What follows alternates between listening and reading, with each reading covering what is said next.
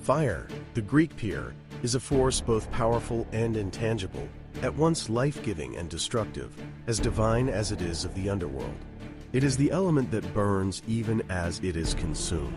It holds the power to create, but also to destroy. Indeed, the discovery of fire marks the very beginning of human civilization. It is the divine spark within humanity, the human mind, the human spirit, which has taken on many different forms throughout the course of history.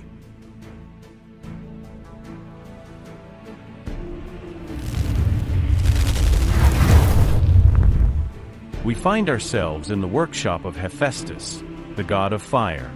Thetis, the Nereid and mother of Achilles, arrives at the god's dwelling to ask him to fashion new armor and a shield for her son. She finds him at work on 20 tripods, to each of which he had fitted golden wheels, so that they might roll of their own accord and return to the hall. Around him lay his tools, bellows, anvils. Nails at his side stood his attendants, all of gold like living maidens, supporting their master. They have strength and voice and understanding, and have learned their craft from the immortals, creations themselves of the ingenious god. Thetis asks him for a breastplate and greaves for her short-lived son. At once the god commands the bellows to set to work swiftly, and they obey. He begins forging Achilles' weapons, granting the plea of his mother, Thetis. His craftsmanship is unmatched. The shield is adorned with scenes of life, of joy, of peace, of hunting, of war, of the heavens and the earth.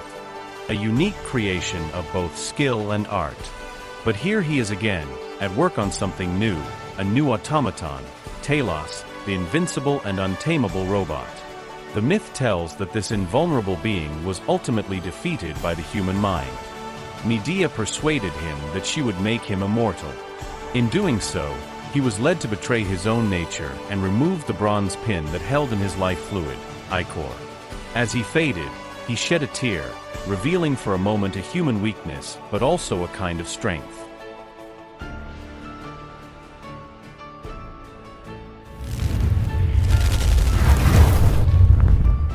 And now the gods in the depths of the earth are shaping the creatures of land and sea, among them, humankind.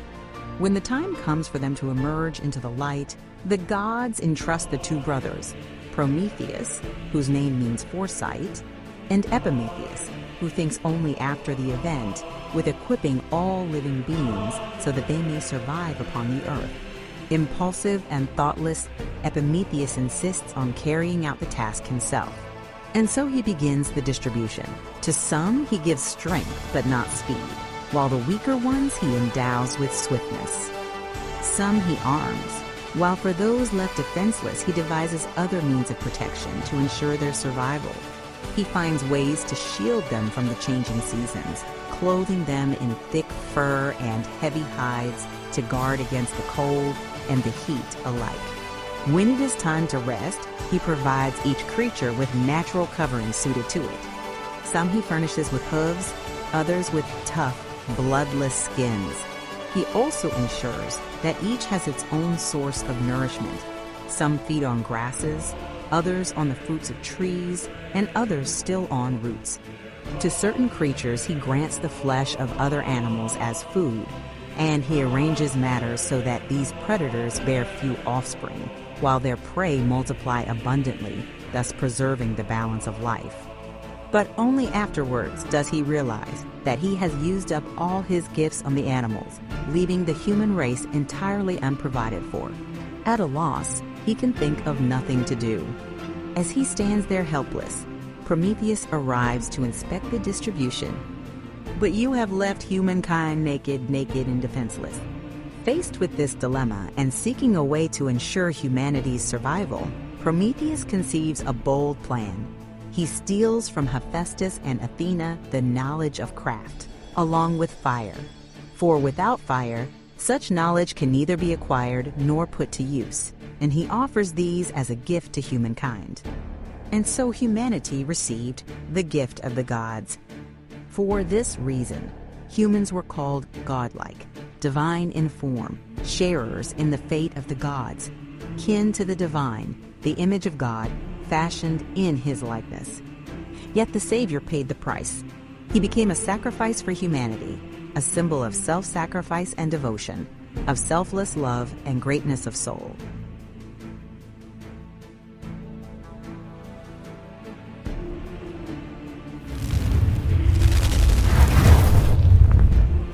Thanks to this sacrifice, humankind was able to survive in nature, and this too was its share in the divine destiny.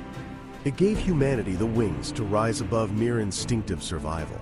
Thus, human beings received the gift of the gods, the gift of Prometheus, and transformed it into art, into creation, into skill and technique. They mastered nature, mastered their own nature, even sought to master one another, and dared, at times, to reach the level of the divine. Slowly but steadily, fire, the gift of the gods, was transformed, took on form and substance, and became what we now call human civilization. From the Neolithic period onwards, human beings began to cultivate the land, settling permanently in one place and building homes. They made tools, farmed the soil, and domesticated animals. They used the gift of fire not only for mere survival, but for a better quality of life, not just to live, but to live well. Humanity created one of the most important prehistoric settlements of the Aegean at Akrotiri on Thera, a landmark of human civilization. This small island outpost developed into a prosperous and cosmopolitan trading center during the Bronze Age. Although this civilization left no written records, the remains it has bequeathed reveal a society that attained a remarkable level of cultural and economic development. The architecture of the settlement is striking for its complexity and technical sophistication, while the town possessed one of the earliest and most advanced drainage systems in the world. Humankind built the great palatial centers of the Minoan civilization, the first great civilization of Europe, such as those at Knossos and Hephaestus. This civilization, named after the mythical king Minos, produced palaces of such scale and complexity that they came to be known as labyrinths. Its intellectual and artistic legacy is immeasurable, as it introduced the earliest forms of writing to the Greek and European world, notably Linear A. Minoan architecture was remarkably advanced, featuring multi-story buildings arranged around central courtyards, equipped with sophisticated water supply and drainage systems. Beneath the floors ran clay pipes that heated the interiors, a form of underfloor heating dating back some 3,500 years. The human mind reached the height of its creativity and intellectual development during the Classical Age, a period that has remained an unsurpassed model for all subsequent centuries. The rock of the Acropolis stands, through the ages, as a witness to this soaring achievement of human thought. The Parthenon of the Classical period is the supreme monument of Athenian democracy. It is distinguished by its perfect proportions and its subtle architectural refinements, such as the slight curvature of the columns and the stylobate, which correct optical distortions and create a sense of harmony. Humankind became the first, and indeed the only, creature to heal itself, using reason and devising the appropriate tools and remedies for that purpose. Bold therapeutic practices, as well as surgical incisions and cauterizations, are attested from very early times, even in the healing centers known as Asclepiae. In the 5th century BC, Hippocrates of Kos was the first to organize this knowledge into a coherent science. Later, in the 2nd century AD, Galen of Pergamon expanded and enriched Hippocratic medicine with new insights. The human mind did not confine itself solely to the realm of the observable. It also sought to explore the world of ideas, the metaphysical. In this domain, philosophy rose to extraordinary heights of intellectual achievement. Philosophers searched for the fundamental principles of the universe and the origins of humankind. They attempted to answer ultimate questions, yet without losing touch with the realities of life. They concerned themselves with ethics, how one ought to live, what virtue is, what it means to be a good or a bad person, what the highest good is, and how happiness may be attained. They examined political philosophy, what constitutes a just state, what qualities define a good ruler, and what the proper relationship between citizen and state should be. They also explored profound metaphysical questions, elevating human thought to such heights that their ideas remain points of reference to this day, both in philosophy and in life itself. The human mind has never ceased to evolve, nor to advance humanity. Even today, we continue to uncover fragments of antiquity, and sometimes entire monuments, whose function we struggle to fully understand or explain. One such discovery is the Antikythera Mechanism, often described, formally or informally, as the first computer in human history.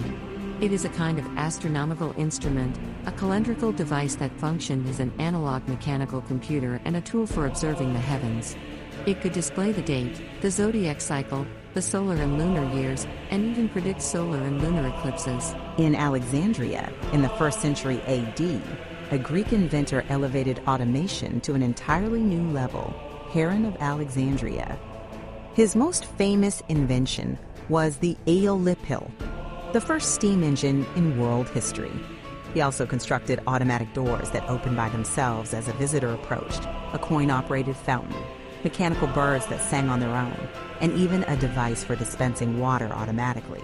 Among his creations, one invention stands out in particular, the Pudace, syrinx, a medical instrument resembling the modern syringe. Another marvel of engineering is Hagia Sophia, commissioned by Emperor Justinian and designed by the architects Anthemius and Isidore. Dedicated to the wisdom of God, it is distinguished by its magnificent central dome and its innovative architectural solutions. The dome of Hagia Sophia is a true engineering wonder. It rests upon 4 supports arranged in a square, while the dome itself is circular. The 40 windows at its base create the impression that it is suspended in midair, allowing light to flood the interior. Hagia Sophia is a masterpiece of Byzantine architecture and a symbol of imperial power, exerting a lasting influence on architecture through the centuries. The Byzantine palace was itself a marvel of engineering, designed to astonish visitors with the creations of Byzantine ingenuity, including those attributed to Leo the mathematician. Among these were the golden lions, mechanical beasts placed beside the imperial throne, which roared and moved their tails through intricate hydraulic systems. Another automaton was the golden tree with singing birds. Its artificial branches were filled with mechanical birds that chirped and fluttered, creating the illusion of living creatures. Most impressive of all was the rising throne, a mechanical device that could be elevated during official ceremonies, adding a theatrical, almost magical dimension to the otherwise solemn setting. Throughout the course of history, the human mind, this gift of the gods, has been used to its fullest extent. It became art, science, and civilization. It served both the human spirit and everyday needs, and was transformed into every human creation and achievement. It carried humankind to the farthest reaches of the earth and the heavens, as well as into the deepest realms of thought. From the moment humanity received the gift of the gods until today, it continues to improve, to learn, and to push its limits. It is the unifying bond that brings people together and drives them as an inner necessity, always to aim higher, to reach further.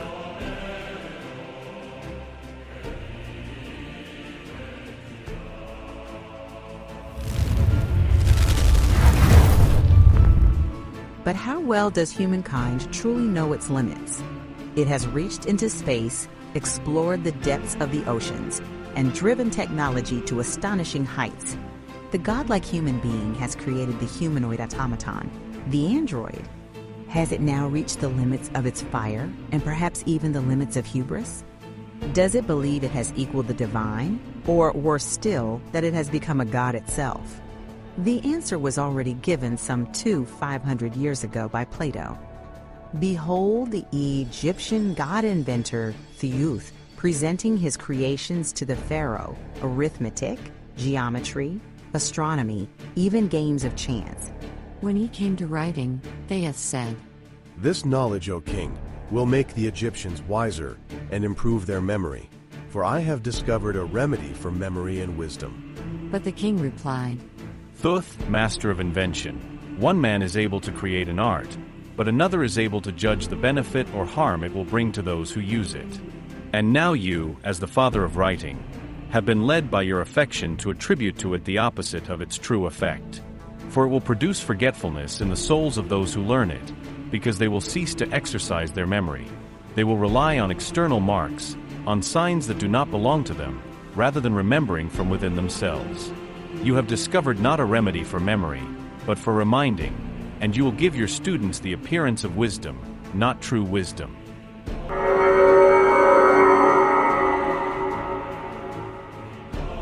For without true teaching, they will seem to know much, while in reality, they will know nothing. and they will be difficult to live with, for they will become pretenders to wisdom, rather than truly wise. Thus, the godlike human, who once sought to become divine and lost paradise, now risks losing its fire to its own human-like creation, the android. And without this fire, it becomes subject once more to nature and a plaything of its own inventions. Perhaps this is the greatest challenge facing humankind,